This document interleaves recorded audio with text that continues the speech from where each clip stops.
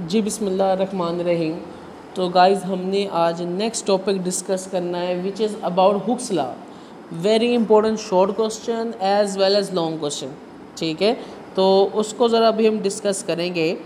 तो अब ज़रा हम डिस्कस करने से पहले हम इसकी थोड़ी सी डायग्राम ज़रा बना लेते हैं कि अगर आप एग्ज़ाम्पल के तौर पे बोलें ये हमारे पास एक बॉडी है, ठीक है, तो इसमें मैं अगर स्ट्रेस लेके आऊँगा, इतना मैंने स्ट्रेस लेके आया तो यहाँ पर इसमें लेंथ में जो चेंज आएगा, लेंथ में चेंज कितना है, इतना, तो स्ट्रेन कितना प्रोड्यूस हुआ है, ये दिस वन। ठीक है, और इसी तरह अगर मैं दोबारा से एक और डायग्राम बनाऊँगा तो यहाँ पर देखें, अगर मैं स्ट्रेस ज़्यादा लेके आऊँगा, स्ट्रेस ज़्यादा लेके आऊँगा तो उसकी लेंथ में भी चेंज क्या आएगा, ज़्यादा आएगा। लेंथ में चेंज क्या आया, ज़्यादा आया। तो इससे मुराद ये जिस तरह हम स्ट्रेस ज़्यादा लगाते जाएंगे स्ट्रेन भी क्या होती जाएगी, ज़्यादा होती जाएगी। तो यहाँ पर आपने एक बात का ख्याल रखना है, हुक्स लॉ ने हमें ये बताया कि स्ट्रेस लगाते जाओगे तो स्ट्रेन में क्या होता जाएगा, इजाफा होता जाएगा, लेकिन with in the elastic limit of the body के मीन्स के जब आप स्ट्रेस लगाना छोड़ो, जब जैसे कि हमारे पास एक स्प्रिंग होता है जो बॉल पेन के अंदर होता है, उसको जब आप खींचोगे और जब उसको छोड़ोगे दोबारा अपनी वो उसी वाली साइज़ और शेप में वापस आ जाएगा तो उसके ऊपर हुक्स लॉ एप्लीकेबल होगा। और अगर उसको खींचोगे वो अपनी दोबारा उसी साइज़ और शेप में वापस नहीं आएगा तो वहाँ पे हुक्स लॉ एप्लीकेबल नहीं होगा। तो ये कह रहे हैं with in the elastic limit of the body. अब देखें जी, इसका पिंक डब्बा आपने देखना है कि the strain produce in a body, strain produce होगा किसी भी बॉडी में, किसकी वजह से स्ट्रेन प्रोड्यूस होता है, स्ट्रेस की वजह से। Stress applied to it is, और वो क्या कहता है कि जो स्ट्रेस है वो क्या है, स्ट्रेन है जो directly proportional, strain it is directly proportional to the stress within the elastic limit of the body. तो अब यहाँ पे देखना है जिस तरह आप स्ट्रेस लगाते जाएंगे स्ट्रेन भी क्या होता जाएगा, ज़्यादा होता जाएगा। प्रोपोर्शनलिटी को रिमूव करेंगे, हमारे पास इक्वालिटी अगर क्या आगे कोई ना कोई कांस्टेंट, अगर कांस्टेंट की वैल्यू निकालना चाहते हैं स्ट्रेन इधर आगे क्या हो जाएगा, डिवाइड, तो आपके पास आएगा constant will be equal to stress over strain. ये इंपॉर्टेंट एमसीक्यूज आप लोगों को आता भी है, constant will be equal to stress over strain. अब यहाँ पर आपने इस साइड में ना ग्राफ देखना है, ये ग्राफ देखें, इसके वाई एक्सिस के लोग हमने फोर्स ली है और एक्स एक्सिस के लोग हमने क्या लिए, एक्सटेंशन। अच्छा, इसको हम स्ट्रेस बोलते हैं, इसको हम स्ट्रेन बोलते हैं।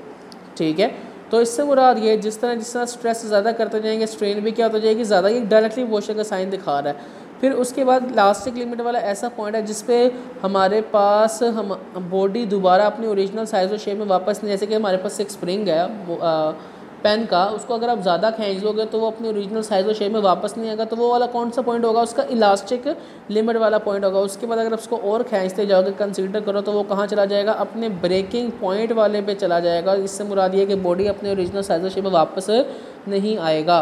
ठीक है, तो यहाँ पर गाइज आप लोगों ने जो चीज़ें डिस्कस करनी इसका फॉर्मूला देख लिया। अब आगे, Hooke's law is applicable to all kinds of deformation and all types of matter, solid, liquid, gas and certain limit. MCQs important है, हुक्स लॉ कहाँ पे एप्लीकेबल करेगा, सॉलिड में, लिक्विड में, गैस में। ठीक है, this limit tells the maximum stress that can be safely applied on a body without causing permanent deformation in its length, volume and shape. अच्छा जी, वो ये कह रहा है कि आपने स्ट्रेस अप्लाई करनी है लेकिन हमारे पास बॉडी में कम्प्लीटली चेंज ना आए, तो उसी के ऊपर हुक्स लॉ एप्लीकेबल होगा। जब उसको छोड़ोगे दोबारा बॉडी उसी साइज में वापस आनी चाहिए।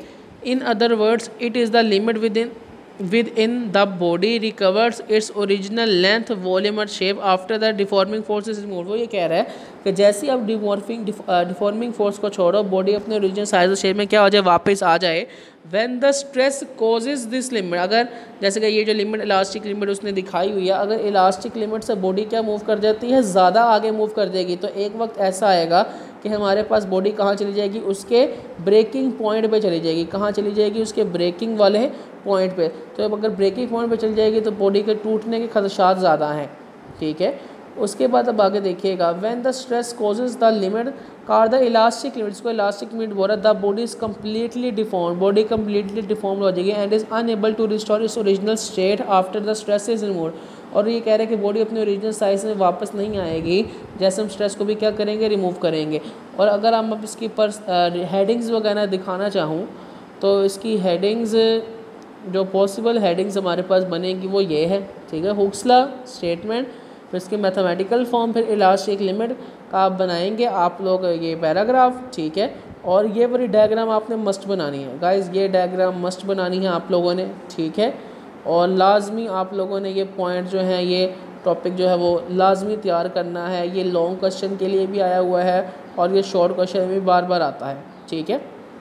अच्छा जी, अब आप लोगों ने यहाँ पर जो नेक्स्ट चीज़ डिस्कस करनी है विच इज़ यंग्स मॉडुलस, ठीक है। यंग मॉडुलस को गाइज हमने डिस्कस करना है। अच्छा, अब यहाँ पर हमने इसकी ना डायग्राम बनानी, बुक में डायग्राम नहीं है, ठीक है। तो डायग्राम बनाते हैं, तो ज़रा स्टार्टिंग में पढ़ते हैं। Consider a long bar of length L node, ठीक है। हमारे पास एक लॉन्ग बार है, ठीक है। अगर आप कंसीडर करें, हमारे पास यहाँ पर एक लॉन्ग बार है और इसकी जो लेंथ है वो हमारे पास क्या है, एल नोड ओरिजिनल लेंथ, ठीक है।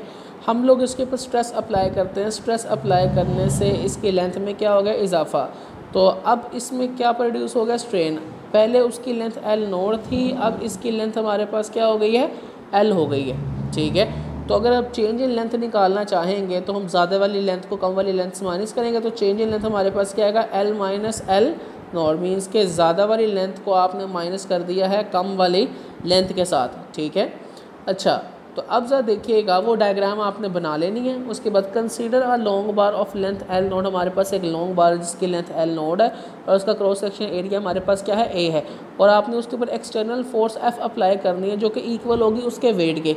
स्ट्रेच करोगे, उसको खींचोगे, stretch to it such that the stretched length become L. और उसके बाद जो स्ट्रेच लेंथ है, पहले वाली लेंथ एल नोट थी और बाद में लेंथ हमारे पास क्या बन गई थी, एल बन गई थी, अगर आपको याद हो।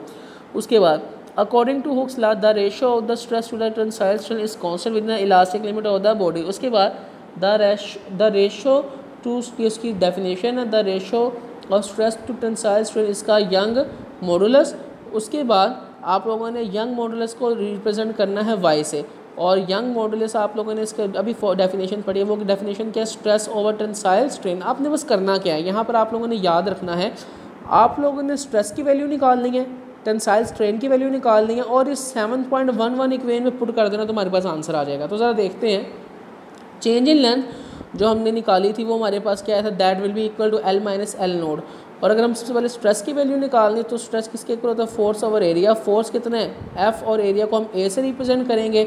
और टेंसाइल स्ट्रेन किसके इक्वल होता है, टेंसाइल स्ट्रेन ऊपर हमने फॉर्मूला पढ़ा था, अगर आप बुक में देखेंगे, वो इक्वल होता है change in length over original length. तो चेंज इन लेंथ कितनी है, एल माइनस एल नोड, और ओरिजिनल लेंथ हमारे पास कितनी है, एल नोड। अगर एल माइनस एल नोड को हमने एज अ कलेक्टिवली लिखना हो तो उसके लिए हम क्या कर देंगे, यहाँ पर बेसिकली क्या कर देंगे, डेल्टा एल से रिप्रेजेंट करेंगे। याद रखना है आपने कि अगर हमने यहाँ पर क्या करना हो, एल माइनस एल नोड को क्या करना है, एज अ कलेक्टिवली लिखना हो तो उसकी जगह बेटा हमने क्या लगा देना है, यहाँ पर डेल्टा एल लगा देना है।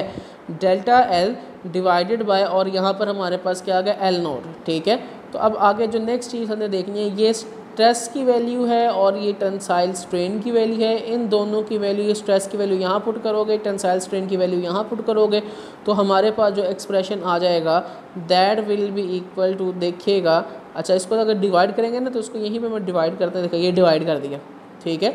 तो अब होगा क्या, यहाँ पर इस वैल्यू को उल्टा के आपने ऊपर ले जाना है, जब नीचे वाली दोनों वैल्यू को उल्टा के ऊपर ले जाना, तो ये देखेंगे यहाँ पे ना उल्ट गई है। ये आपको पता है जब नीचे से कोई वैल्यू जाती है ऊपर, ये फॉर्मूलाज का आपको पता है, ये वैल्यू उल्ट जाएगी। तो जब ये वैल्यू उल्टेगी तो आपके पास आएगा F multiply by L naught और A multiply by delta L. तो उसको जब मल्टीप्लाई करोगे तो हमारे पास आएगा एफ एल नोड और ए डेल्टा एल। तो इसीलिए गाइस ये जो हमारे पास है ये यंग मॉडुलस का फॉर्मूला है, ये एमसीक्यूज़ के लिए भी आ जाता है। इसका आखिरी expression that Y will be equal to, Young modulus will be equal to F L naught divided by A delta L, ठीक है। ये इंपॉर्टेंट एमसीक्यूज़ है गाइस जो आप लोगों ने बड़े अच्छे तरीके से प्रिपेयर करना है और ये आपने सारे के सारे याद करने हैं, ठीक है। यंग मॉडुलस एल्युमिनियम का बोर्ड में बहुत दफ़ा आ चुका है, ठीक है। एल्युमिनियम का याद रखना है आप लोगों ने, कॉपर का याद रखना है, डायमंड का याद रखना है, आयरन का काफ़ी दफ़ा आ चुका है, ठीक है। और बहरहाल आप लोगों ने टंगस्टन तक गाइस आप लोगों ने ये सारी की सारी वैल्यूज़ क्या करनी है, याद करनी है, ठीक है। उसके बाद अब हम यहाँ पर इसकी most important example, very very important example about board point of view तो देखते हैं। तो देखिएगा हमारे पास स्टील वायर, हमारे पास एक स्टील वायर है जो शुरू में इसकी लेंथ कितनी है, 1 मीटर। और हमने उसका एरिया कितना है, ये है, और हमने उसके ऊपर फोर्स लगाई है, ये फोर्स 10,000 फोर्स है, ठीक है। और फोर्स लगाने के बाद उसके लेंथ में कितना चेंज आया है, 1 मिलीमीटर का चेंज आया। तो देखें ज़रा, हमारे पास फोर्स कितनी थी, 10,000, ओरिजिनल लेंथ कितनी थी, 1 मीटर, और जो लेंथ में चेंज आया था वो कितना था, 0.001 मीटर, ठीक है। मिलीमीटर को मीटर में चेंज किया, और एरिया हमारे पास क्या है, ये जो कि उसने गिवन किया हुआ है। तो यंग मॉडुलस का फॉर्मूला कि हमारे पास क्या है, FL0 divided by A delta है। सबकी वैल्यूज़ हमने पुट करनी है, तो कैलकुलेटर पे जो हमारे पास आंसर आएगा वो हमारे पास आएगा, that will be equal to multiply 10⁻11 Newton पर मीटर स्क्वायर।